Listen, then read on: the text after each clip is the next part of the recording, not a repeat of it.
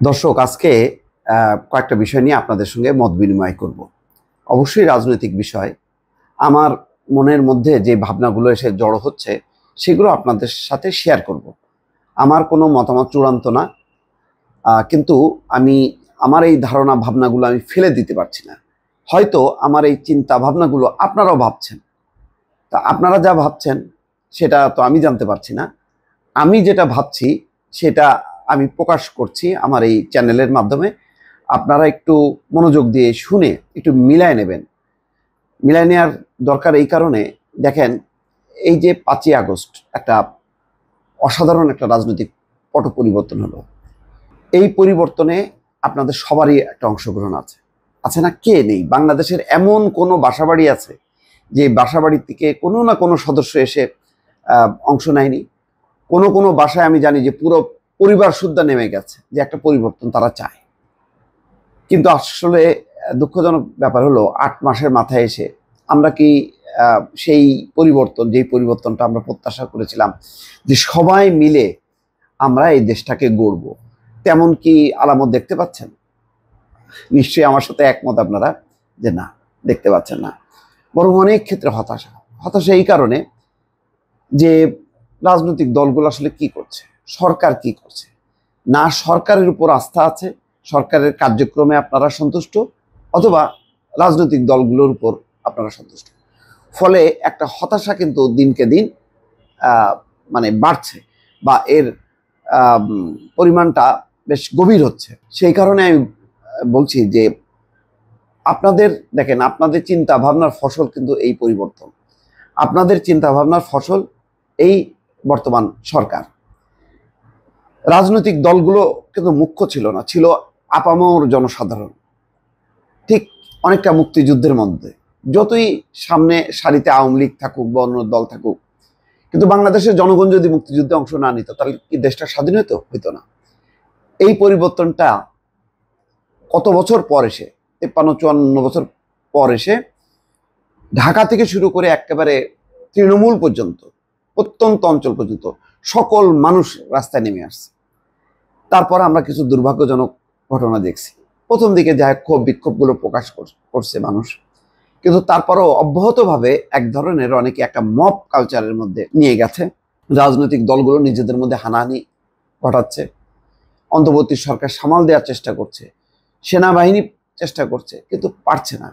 যে কাঙ্ক্ষিত আমরা আইন শৃঙ্খলা পরিস্থিতি আমরা চাই যে একেবারেই দেশটা নিরাপদ হবে, সেই নিরাপদ কিন্তু হয়নি। অর্থনৈতিক ক্ষেত্রে কিছু কিছু সাফল্য আছে, কিন্তু আমরা মানে মোটা দাগে বলতে গেলে সামনের দিনগুলো আমরা একটু অন্ধকার দেখছি। কেন দেখছি? নির্বাচন নিয়ে একটা অশান্তি আমাদের মধ্যে।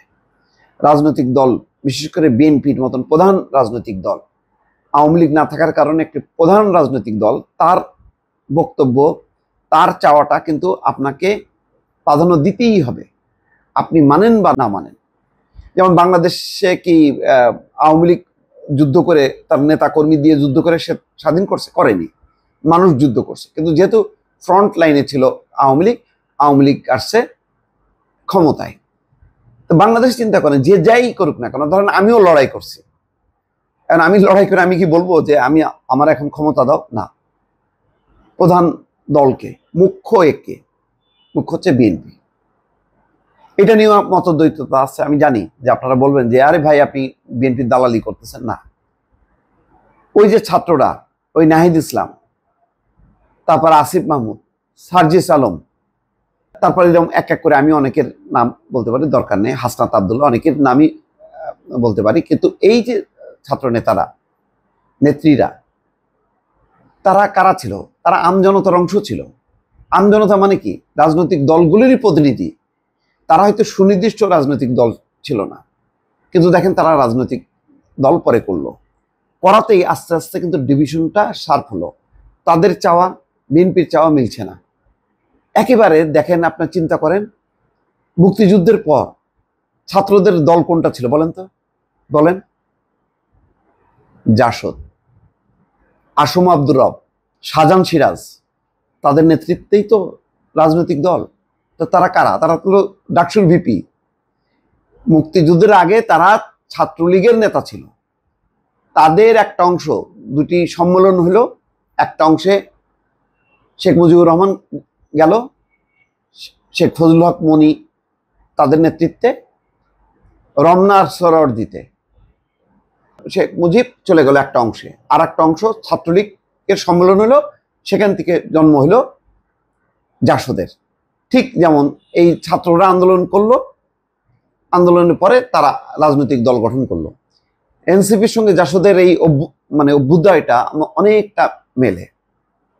আমি পুরোপুরি না মিললেও আমি বলছি যে কাছাকাছি মেলে। ঠিক একটা বড় রাজনৈতিক পট পরিবর্তনের পর ছাত্ররা যেমন একদিকে চলে, যে এখন এখানে যেমন এনসিপি করলো, ঠিক বাংলাদেশের মুক্তিযুদ্ধের পর, দেশ স্বাধীন হওয়ার পর, ঠিক ছাত্রদের একটা বড় অংশ, সবচেয়ে শক্তিশালী পাওয়ারফুল অংশটা তারা জাসদ সংগঠিত করলো।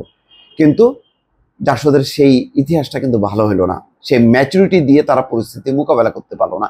এর মধ্যে তো ফ্যাসিজম ছিলই, একদলীয় বাকশাল, এটা একটা বড় কারণ ছিল। যাক, এখন এই অবস্থায়ও ছাত্রদের এই রাজনৈতিক দল করলো বটে, কিন্তু সেই দলটা কিন্তু তেমনটা জনপ্রিয় হলো না। তার মানে রাজনৈতিক দলের আসলে কোনো বিকল্প নেই, বিএনপিকে সাথে নিয়েই কাজটা করতে হবে। কিন্তু এটাও মনে রাখার দরকার, বাংলাদেশে এই মুহূর্তে সবচেয়ে জনপ্রিয় ব্যক্তি কে? জনপ্রিয় ব্যক্তি ডক্টর মোহাম্মদ ইউনূস। এবং দিনকে দিন তার যে পারফরমেন্স দেখেন, 2 দিন বিমস্টেক একদম ঘড়ির কাঁটা হিসাব করেন, আধা ঘন্টা উনি কোনো বিশ্রামে ছিল কিনা?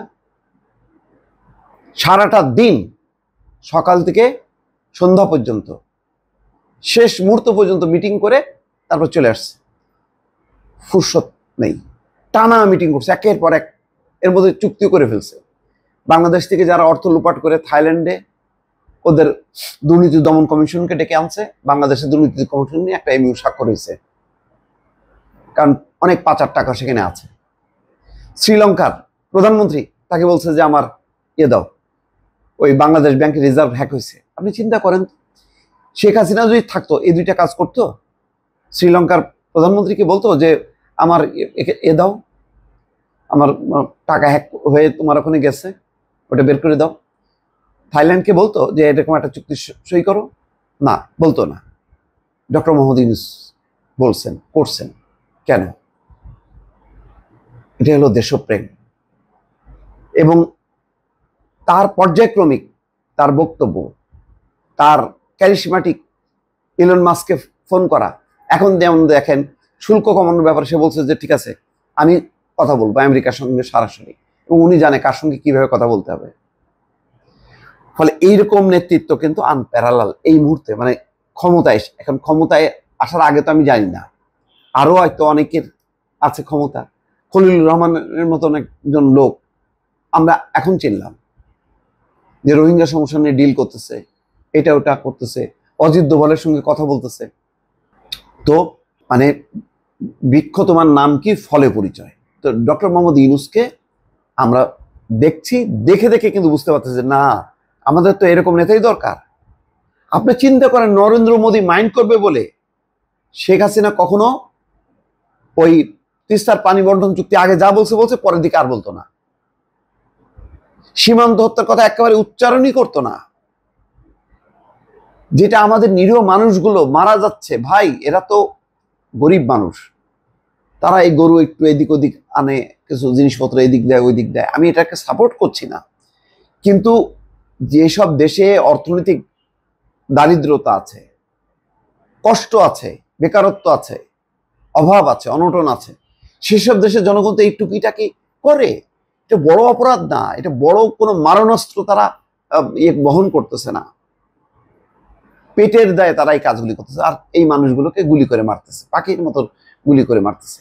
এই কথাটা শেখ হাসিনা কখনো বলতে পারছে? বলেন, পারেনি। ওর বলার দরকার নাই, কারণ এইরকম পাখির মতন মানে মানুষ কেন, সীমান্তের লোক কেন, সারা বাংলাদেশ যদি মানুষ মারা যায় তার কিচ্ছু আসবে যাবে না, তার দরকার ক্ষমতা। উনি প্রধানমন্ত্রী, যেখানে যাবেন ফিরে এসে উনি সফল।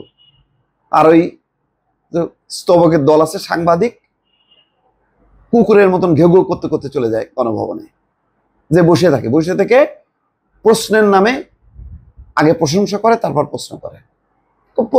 প্রশ্ন না, ওটা মানে শেখ হাসিনা যা চায় তাই বলে আর কি। আবার ওইগুলি কিছু ওই ওদের যে প্রেস উইং আছে প্রধানমন্ত্রীর অফিসের, ওরা আবার ওরে বিভিন্ন রকম এটা এটা বলো তুমি, এটা বলো তুমি, বিভিন্ন নোট পাঠায়, তুমি এটা ভাগ ভাগ করে দেয়। কোনো পেশাদারিত্ব ছিল না। যাই হোক, এই সমস্ত কথা বলতে গেলে মেজাজটা খারাপ হয়, আর এইদিকে না যাই। দেখেন, শেখ হাসিনা যেখানে ব্যর্থ, সেখানে খুব অল্প সময়, 1 বছরও পার হয়নি, 8 মাসের মধ্যে ডক্টর ইউনূস সফল। তাহলে আমাদের কি লাগবে? আমাদের ডক্টর ইউনূসকেও লাগবে। সামনে আগাইতে গেলে ডক্টর ইউনূসকেও লাগবে, বিএনপিকেও লাগবে। এখন ইউনূসকে এবং বিএনপিকে মিলায় দিতে হবে। মিলায় কিভাবে আগামী সরকার পরিচালনা হবে? বলে তো যে ডক্টর মোহাম্মদ ইউনূস বলছে যে ডিসেম্বরের মধ্যে নির্বাচন করে চলে যাব। উনি চলে যেতে চান, তো উনি চলে যেতে চাইলেও কি আমাদের উচিত হবে যে চলে যেতে দেওয়া? মানে আমি বলি যে ডক্টর ইউনূসকে দিয়ে শেখ হাসিনা 15 বছর দাম করে রাখলো, তার মেধা তার যোগ্যতার থেকে ব্যবহার করলো না, শুধুমাত্র ঈর্ষার কারণে। সে দেশ জাতির কথা ভাবলো না। কিন্তু ভাই, আমরা তো কারো নুন খাইনি। যদি নুন না খেয়ে থাকি, যদি দেশের কথা চিন্তা করি, তাহলে ডক্টর মোহাম্মদ ইউনূসের লাগবে না? ইউনূসকে লাগবে না? বলেন বলেন, বুকে হাত দিয়ে বলেন, লাগবে কিনা? লাগবে। তাহলে তাই যদি লাগে, তাহলে ইউনূসকে উনি যেতে চান, আমরা যেতে দিব কেন? আমরা বিএনপিকে উপেক্ষা করব কেন? বিএনপির মতন বড় একটি রাজনৈতিক দল, সেই দল যদি তৃণমূল থেকে শুরু করে কেন্দ্র পর্যন্ত তার সাংগঠনিক একটা চেইন আছে, এই রাজনৈতিক শক্তি লাগবে। এই রাজনৈতিক শক্তি লড়াই করছে গত 15 বছর শেখ হাসিনার বিরুদ্ধে। কত মানুষ মারা গেছে, গুম খুন নির্যাতন কি পরিমাণ হয়েছে একবার কল্পনা করেন। আর আপনি ফুট করে বলবেন যে বিএনপি এখন চাঁদাবাজি করে, ধান্দাবাজি করে, দখলবাজি করে, বিএনপি বাদ? নো, বাদ দেওয়া যাবে না। বিএনপিকেও লাগবে আমার, ডক্টর ইউনূসকেও লাগবে। এখন এই দুই লাগাটা কিভাবে এক করবেন, এটা আপনাদের দায়িত্ব। জনগণ থেকে আওয়াজ তোলার দরকার। জনগণ যদি আওয়াজ তোলে, রাজনৈতিক দলগুলো বাধ্য হবে। আমরা কাউকে যাইতে দিব না। আমার ছাত্রদেরকেও লাগবে। এই ছাত্রদের অবদান আছে, তারা বুক পাইতে দিছে, তারা জাতিকে দেখায় দিছে, আসো আমরা লড়াই করব। শেষ। প্রাইভেট ইউনিভার্সিটির ছাত্রগুলি দেখেন কি পরিমাণ লড়াই করছে। এরা কোনো দল করে না, ওরা দেশের স্বার্থে নামছে। ঠিক কিনা বলেন? কোনো দল করছে? ওরা দল করে? কেউ দল করে না। ওরা রাজনীতি ঘৃণা করে। পরে দেখছে যে না, এটা তো শেখ হাসিনাকে সরাইতেই হবে, তখন সবাই নামছে।